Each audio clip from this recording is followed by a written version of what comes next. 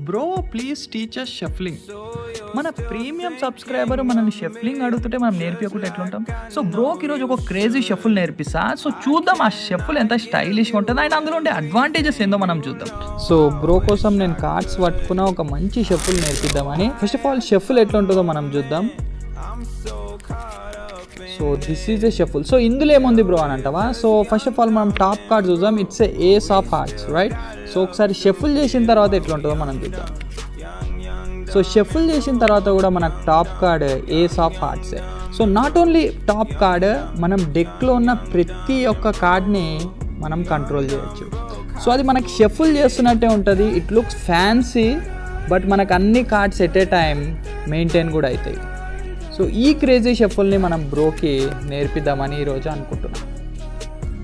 So కామెంట్స్లో చెప్పండి మీరే మన జగదీష్ బ్రోకి మనం క్రేజీ షఫుల్ నేర్పించినామా లేదా.